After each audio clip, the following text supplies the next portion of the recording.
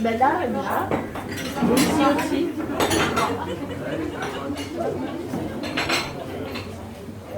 Et une autre ici aussi, parce qu'il y a pas de place. Mais c'est pas de place là.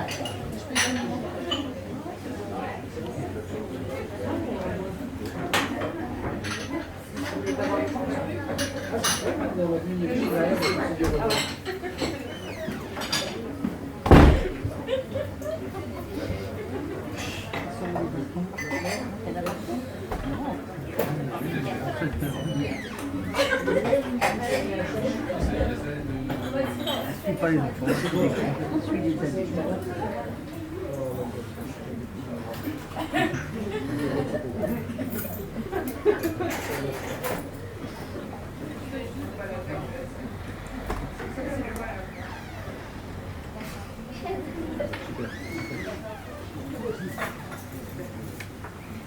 Une autre chaise là.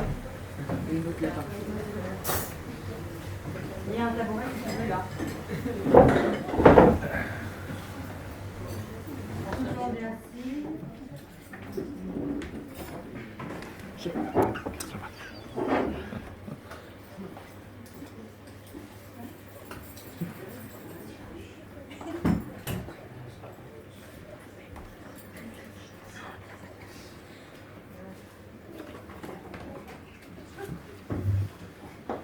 Mon nom est Fanche, dit le Bulot.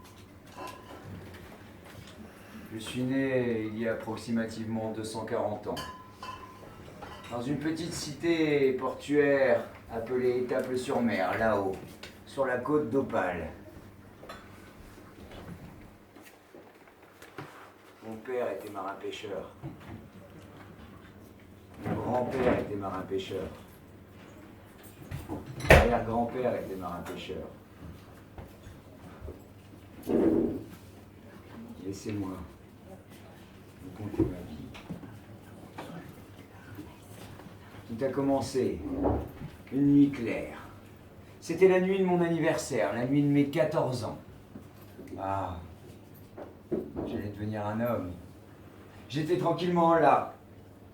Je m'en rappelle, dans cette petite maison de marin-pêcheur, tranquillement allongé sur ma paillasse, en train de dormir, plongé dans les bras de Morphée. Puis, au travers de mon sommeil, j'ai entendu le plancher craquer et des lourds pas se diriger vers ma chambrée. Bloc. Bloc.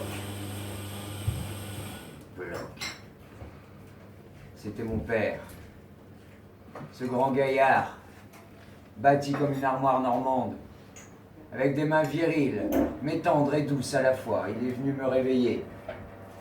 Il a posé sa lourde main sur mon épaule et m'a dit « Fanche, Fanche, réveille-toi, gamin.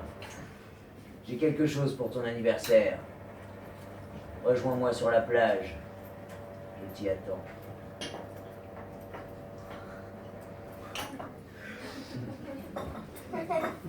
Là, j'ai écarquillé mes yeux.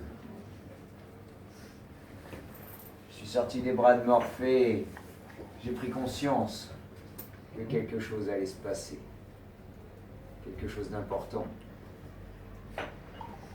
C'était mon père qui me l'avait dit. Alors j'ai enfilé mon petit pantalon. J'ai mis ma petite vareuse et puis là, j'ai couru, aussi vite que j'ai pu pour aller le rejoindre. J'ai traversé la lande. J'ai gravi des dunes, descendu des dunes. Les oyas, les argousiers me déchiraient, me piquaient les pieds. Puis là, j'ai gravi cette grande dune. Et un paysage magnifique est apparu. Je me rappelle très bien parce que j'étais tout en haut de cette dune-là. La mer, elle était calme. Une mer d'huile. Un lac. Puis il y avait cette lumière argentée dessinée par ce grand cercle argenté qui pointait dans le ciel. Puis cette carrure cette carrure, ce bonhomme, cet homme que j'aimais, qui était mon père.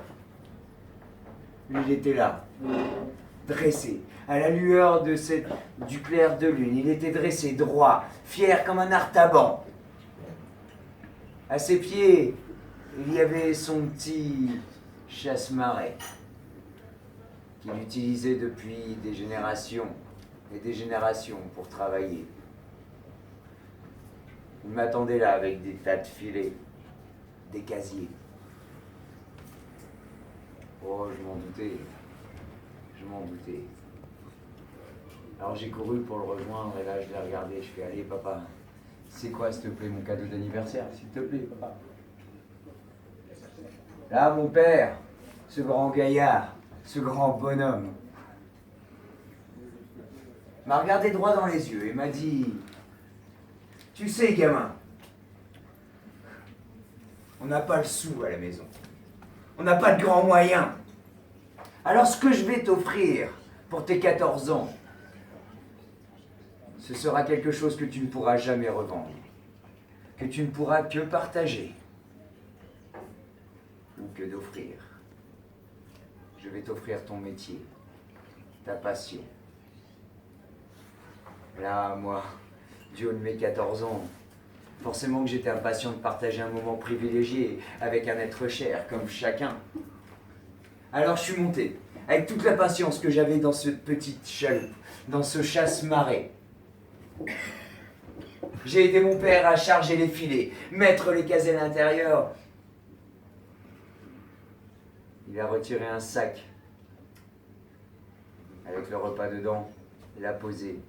Et de ses grosses paluches, il a poussé autant qu'il pouvait pour mettre à l'eau ce chasse-marée. Là, il m'a rejoint à bord et on a gonflé cette petite voile écrue. Après quelques heures de navigation, braves gens, nous sommes arrivés sur les lieux de pêche favoris de mon père. On a jeté l'ancre. Il m'a appris à poser délicatement les filets pour que les poissons viennent bien s'y piéger. Et les casiers aussi. Les appâts qu'il fallait mettre pour avoir de belles araignées de mer ou de beaux tourteaux. Puis à un moment, il a partagé son expérience, son savoir, avec tout l'amour qu'il avait. Tout l'amour qu'il avait envers moi. Et surtout tout l'amour qu'il avait envers son métier. En un seul coup. Oh, juste là-bas. Là. À l'horizon, une brume épaisse est apparue, avançant lentement, délicatement, quelque peu fantomatique. Mon père, qui avait plus de 30 ans de métier, qui connaissait les tempêtes, ouragans et autres désagréments de la mer, m'a regardé droit dans les yeux et m'a dit, Fanche, tu vois cette brume là-bas épaisse, qui avance lentement, elle présage rien de bon. Rien du tout. Il serait préférable de rentrer à quai. Connerie. Moi, j'avais 14 ans, mais comme quand on est gamin ou quand on est adulte, on n'en a jamais assez. On en veut toujours plus, puis encore plus, puis toujours plus. Alors là, j'ai regardé mon père droit dans les yeux. Je lui ai fait les yeux doux comme tous les gamins savent le faire. Je lui ai dit, papa, s'il te plaît, on peut encore rester 15 minutes, s'il te plaît, papa? Il m'a regardé dans le blanc des yeux. Il a regardé à un long moment, calmement. Son souffle s'accélérait. Je ne comprenais pas pourquoi. Il était comme essoufflé, comme s'il avait fait une course effrénée. Puis là, il m'a regardé encore plus profondément dans les yeux et il m'a dit, Fanche, tu vois cette brume épaisse là-bas? Elle présage rien de bon, alors oui, je vais t'accepter. Et à quel prix? Mais je t'aime, alors je le ferai. Alors on est resté 15 minutes. 15 foutues minutes! 15 putains de minutes! Qu'est-ce que 15 minutes dans une vie, vous allez me dire? C'est rien. Mais c'est tout à la fois. Alors on est resté. Et pendant ces maudites 15 minutes, mon père m'a appris à ramander les filets. Ramander, ça veut dire recoudre les filets. Parce que quand on est en pleine mer, dans les mers du Nord, pour aller pêcher le merlan ou le hareng, on ne peut pas revenir à quai pour aller réparer les filets. Alors il faut bien les réparer à bord. C'était la base de mon métier. Et pendant qu'on était tranquillement en train de recoudre les filets, avec l'aiguille à ramander, il m'expliquait les nœuds. La brume, elle, a continué d'avancer lentement, tout doucement, de manière fantomatique, spectrale, jusqu'à un point de nous encercler. Je sentais mon père avaler avec de plus en plus de difficultés. Il avait la gorge un peu serrée. Il savait ce qui allait arriver. Lui, il avait du métier.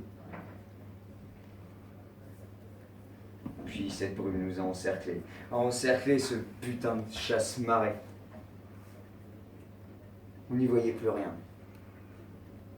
Même à 2 mètres, on ne savait pas où se trouvait le nord-ouest, le sud-ouest.